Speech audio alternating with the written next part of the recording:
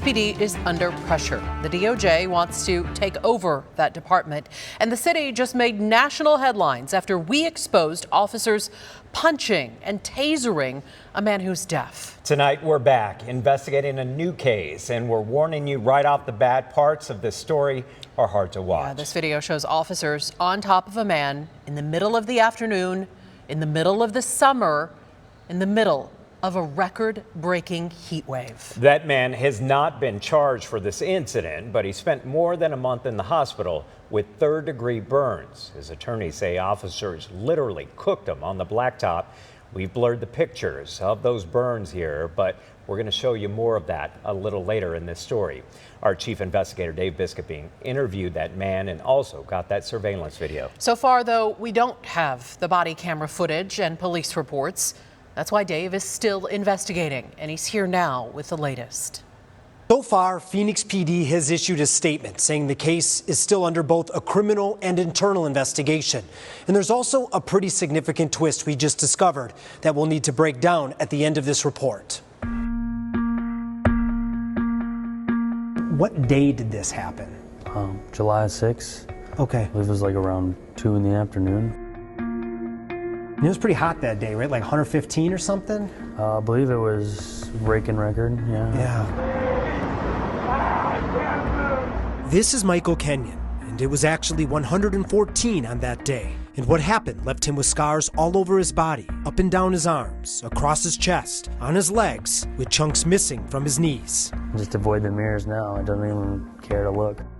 It happened in a parking lot off 7th Street, just north of downtown.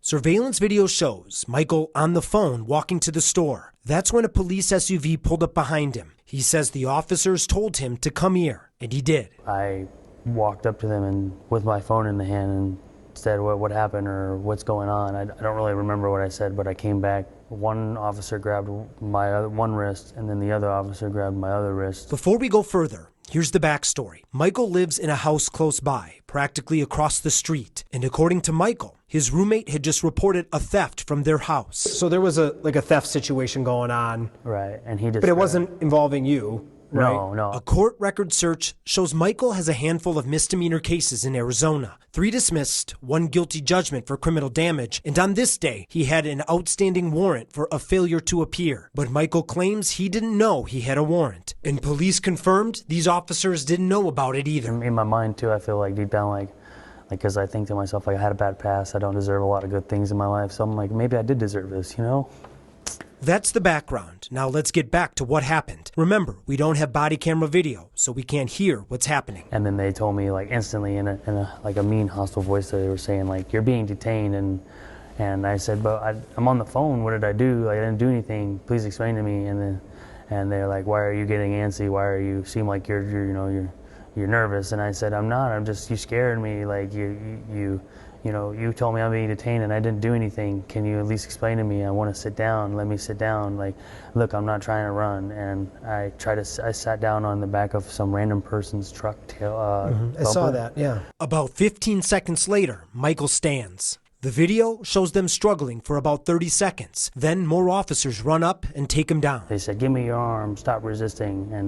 And I think that's when 5 people were on me. And I'm just screaming for help. I'm scared. I'm thinking this is the moment when, George Floyd was literally He told us he thought of George Floyd because they were kneeling on his back and neck, in addition to the pavement burning his body.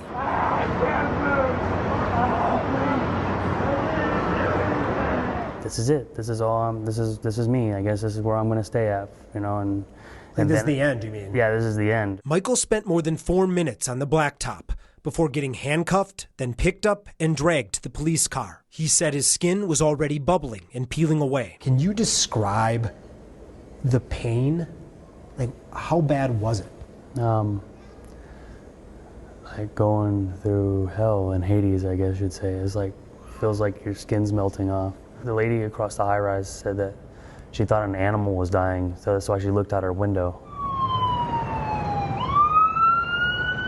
Firefighters arrived about 5 minutes after Michael was lifted from the ground. 7 minutes later, he was carted away and taken to the hospital. The Phoenix police are demonstrating an utter disregard for human life. Sitting next to me is a young man whose skin has been burned to the 3rd degree because it was cooked on asphalt. You feel like they cooked him on the asphalt? Oh, they did. There's no doubt. That's Bobby DiCello, one of Michael's lawyers.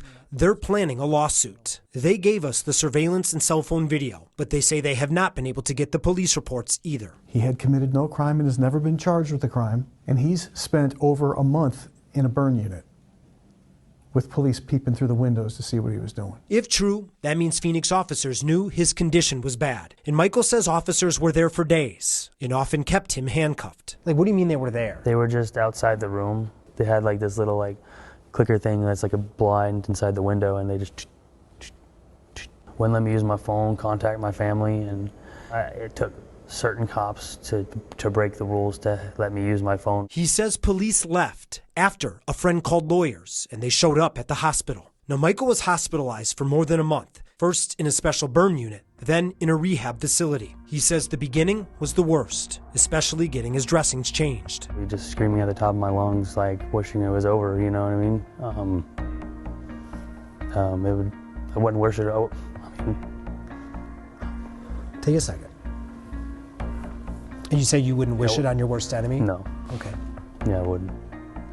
Did you deserve what happened to you? I don't think so, and sometimes I beat myself up thinking like, what could I have done to deserve this? And I still cry sometimes thinking that like I didn't do anything.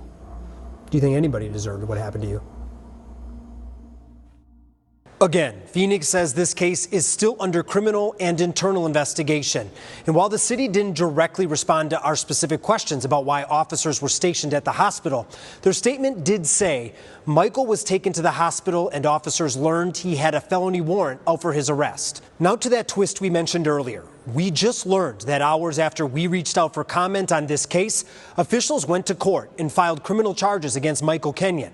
Now, not for the burn case, not for the warrant, but for a different case. Now, we just pulled the new court file. It shows 3 charges related to a domestic violence case between Michael and his brother. Here's the timeline. That alleged DV case happened on March 12th. The burn incident happened in July. We reached out for comment on that burn case October 28th at 6 a.m. The new charges were filed 9 hours later at 3:17 p.m. Michael's attorneys just released the following statement. Quote, "We are still investigating this allegation. The timing of the charges is certainly suspicious, particularly given Phoenix PD's history, but we're reserving judgment until we complete our own investigation." His attorneys also represent the group of protesters who were targeted, arrested, and falsely charged as gang members. So those attorneys have a notable history with the city. We'll stay on top of all of this. For now, I'm Investigator Dave Biskobing, ABC15 Arizona.